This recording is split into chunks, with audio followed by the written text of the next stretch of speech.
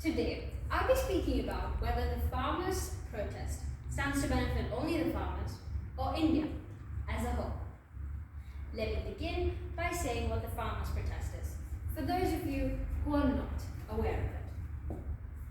Farmers' protest is an ongoing protest in India, led by the farmers against the 3 Farm Acts that were passed by the Parliament of India in September 2020.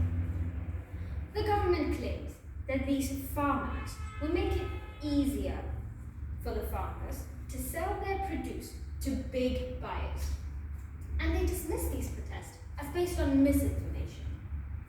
My opinion, however, aligns with that of the Farmers' Union. I do believe that these Farm Acts will leave the farmers, no, forget the farmers, will leave the whole of India at the mercy of these big buyers, who are known less for their kindness, more for their shrewd business minds. The 3 bills that were passed by the government are Farmers Produce Trade and Commerce Bill 2020, Farmer Agreement of Price Assurance and Farm Services Bill 2020, the Essential Commodities Amendment Bill 2020. These laws were passed by the Lok Sabha and then the Rajya Sabha, even though it is known that agriculture and market comes under the state list. So the legality and the need to pass such acts is in question, but that's another topic for another time. The government believes that these acts will benefit the farmers as they are now free to sell their produce outside the Agricultural Produce Market Committee, that's the APMC, and they're also free to sell it within the state or outside the state. These laws also make it unnecessary to have a license to procure the agricultural goods from farmers. Now, what do these bills actually do? Let's analyze that a bit more, shall we? Once these laws come into effect, the agriculture market, that's the mandis, will disappear. What happens then? I'll tell you. The farmers will be forced to sell their produce to big corporate companies at a price lower than the minimum support price.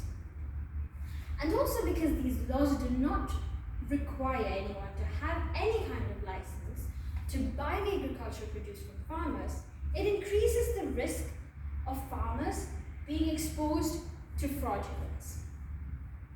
Now, the Farmer Agreement of Price Assurance and Farm Services Bill, it creates a national framework for contract farming.